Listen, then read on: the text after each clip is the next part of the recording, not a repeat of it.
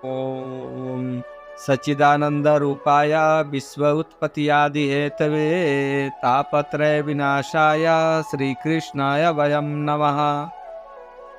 श्रीमद् भागवत महापुराण कथा नवम स्कंद 15वां अध्याय।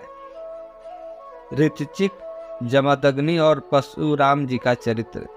श्री सुखदेव जी कहते हैं, परीक्षित, पूर्ववर्षी के गर्भ से पुरुरवा के 6 पुत्र हुए। आयु, श्रुतायु, सत्यायु, रय, विजय और जय। श्रुतवायु का पुत्र था वसुमान, सत्यायु का ऋतजट, रय का एक और, जय का अमित, विजय का भीम, भीम का कांचन, कांचन का होत्र और होत्र का पुत्र था जहू। ये जहू वही थे जो गंगा जी को अपनी अंजलि में लेकर पी गए थे।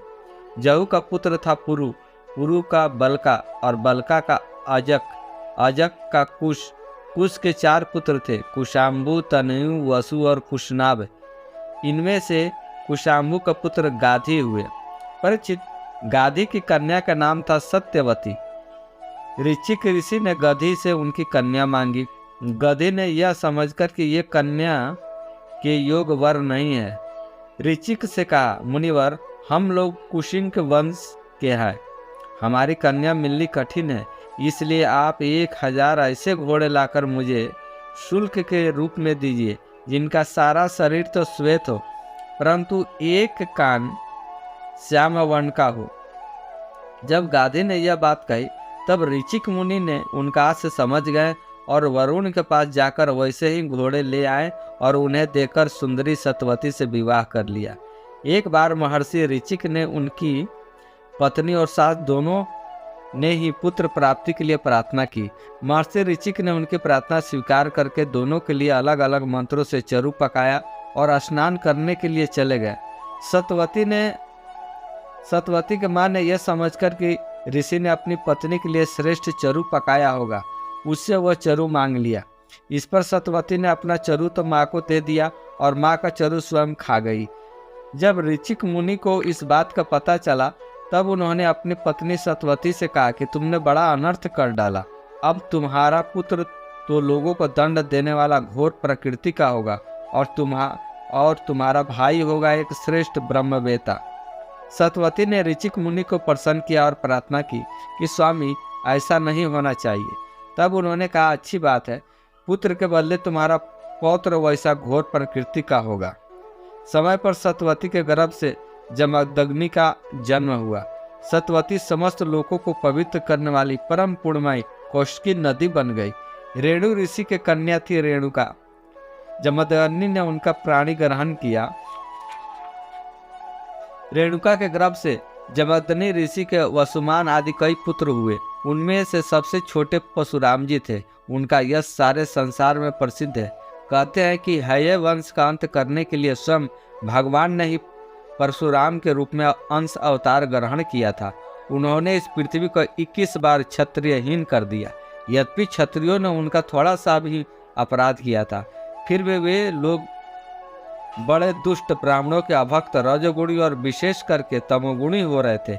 यही कारण था कि पृथ्वी के भार हो गए थे और इसी के फलस्वरूप भगवान परशुराम ने उनका नाश करके पृथ्वी का भार उतार दिया। राजा परीक्षित ने पूछा, भगवान, अवश्य उस समय के क्षत्रिय विषय लोलुप हो गए थे, परंतु उन्होंने परशुराम जी का ऐसा कौन सा अपराध कर दिया जिसके कारण उन्होंने बार बार क्षत्रियों का वंश का संहार किया।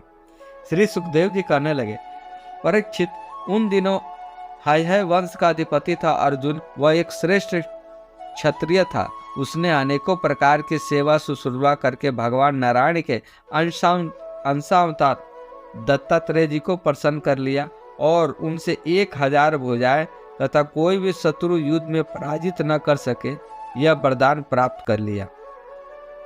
साथ ही इंद्रियों का अबाध बल, अतुल संपत्ति, तेजस्विता, वीरता, कीर्ति और शारीरिक बल भी उसने उनकी कृपा से प्राप्त कर लिए। वह योगेश्वर हो गया था। उसमें ऐसा ऐश्वर्य था कि वह सूक्ष्म से सूक्ष्म, स्थूल से स्थूल रूप धारण कर लेता। सभी सिद्धियां उसे प्राप्त थी। वह संसार में वायु की तरह सब जगह बेरोक टोक विचरा करता था। एक बार गले में बैजंती माला पहने शस्त्राबाहु अर्जुन बहुत सी सुंदर स्त्रियों के साथ नर्मदा नदी के जल में विहार कर रहा था। उस समय मदोन्मत्त सहस्त्रबाहु ने अपनी बाहों से नदी का प्रवाह रोक दिया। दशामुख रावण का शिविर भी वहीं कहीं पास में ही था। नदी की धारा उल्टी बहने लगी, उससे उसका शिविर डूबने लगा। रावण अपने को बहुत बड़ा वीर तो मानता ही था, इसलिए सहस्त्रार्जुन को यह पराक्रम उससे सहन नहीं हुआ। जब रावण सहस्त्राबाहु अर्जुन के पास जाकर बुरा भला कहने लगा, तब उसने स्त्रियों के सामने ही खेल खेल में रावण को पकड़ लिया और अपनी राजधानी महिष्मती ले जाकर बंदर के समान कैद कर लिया। पीछे पुलस जी के कहने से सहस्त्राबाहु ने रावण को छोड़ दिया। एक दिन सहस्त्राबाहु अर्जुन शिकार खेलने के लिए बड़े घोर जंगल में निकल गया। देववश वह जमदग्नि मुनि के आश्रम पर जा पहुंचा। परम तपस्वी जमदग्नि मुनि के आश्रम में कामधेनु रहती थी। उसके प्रताप से उन्होंने सेना मंत्री और वाहनों के साथ हयाधिपति का खूब स्वागत सत्कार किया। वीर हयाधिपति ने देखा कि जमदग्नि मुनि का स्वर तो मुझसे भी बड़ा चढ़ा है, इसलिए उसने उनके स्वागत सत्कार को कुछ भी आदर न देकर कामधेनु को लेना चाहा। उसने अभिमान बस जमदग्नि मुनि से मांगा भी नहीं और अपने सेवकों की आज्ञा दी कि कामधेनु को छीन ले चलो।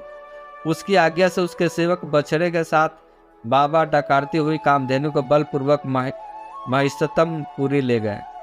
जब ये सब लोग चले गए तब परशुराम जी आश्रम पर आए और उसकी दुष्टता का वृतांत सुनकर चोट खाए हुए सांप की तरह क्रोध से तिलमिला उठे। वे अपना भयंकर फरसा, तरकश, ढाल और धनुष लेकर बड़े वेग से उसके पीछे दौड़े, जैसे कोई किसी से न दबने वाला सिंह हाथी पर टूट पड़े। सहस्त्राबाहु अर्जुन अभी अपने नगर में प्रवेश ही कर रहा था कि उसने देखा कि परशुराम जी महाराज बड़े वेग से उसी को झपटे आ रहे हैं। उनकी बड़ी विलक्षण झांकी थी। वे हाथ में धनुष, बाण और फरसा लिए हुए थे, शरीर पर काला मृग चर्म धारण किए हुए थे और उनकी जटाएं सूरज की किरणों के समान चमक रही थी। उन्हें देखते ही देखते उसने गदा, खड़क, बाण, रष्टि, सादृति और शक्ति आदि आयुधों से सुसज्जित एवं हाथी, घोड़े, रथ तथा पदातियों से युक्त अत्यंत भयंकर 17 अक्षौहिणी सेना भेजी। भगवान परशुराम ने बात ही बातों में अकेले ही उस सारी सेना को नष्ट कर दिया। भगवान परशुराम जी की गति मन और वायु को समान थी। बस वे शत्रु की सेना काटते ही जा रहे थे। जहाँ जहाँ वे अपने फरसे का प्रहार करते, वहाँ सारथी और वाहनों के साथ बड़े बड़े वीरों का बाहें, जंगे और कंधे कट कट कर पृथ्वी पर गिरते जाते थे। हयाधिपति अर्जुन ने देखा कि मेरी सेना के सैनिक उनके धनुष, ध्वजाएं और ढाल भगवान परशुराम के फरसे और बाणों से कट कट कर खून से लथपथ रणभूमि में गिर गए। तब उसे बड़ा क्रोध आया और स्वयं भिड़ने के लिए आ धमका। उसने एक साथ ही अपनी 1000 भुजाओं से 500 धनुष बाणों पर बाण चढ़ाए और परशुराम जी पर छोड़े। परंतु परशुराम जी तो समस्त शस्त्रधारियों को शिरोमणि ठहरे। उन्होंने अपने एक धनुष पर छोड़े हुए बाणों से एक साथ सबको काट डाला। अब अर्जुन ने अपने हाथों से पहाड़ और पेड़ उठाकर बड़े वेग से युद्धपति में परशुराम जी की ओर झपटा, परंतु परशुराम जी ने अपनी तीखी धार वाले फरसे से बड़ी फुर्ती के साथ उसकी सांपों के समान भुजाओं को काट डाला। जब उसकी बाहें कट गई तब उन्होंने पहाड़ की चोटी की तरह उसका ऊंचा सिर धड़ से अलग कर दिया। पिता के मर जाने पर उसके 10,000 लड़के डरकर भाग गए। परीक्षित, विपक्षी वीरों के नाशक परशुराम जी ने बछड़े के साथ कामधेनु लौटा ली।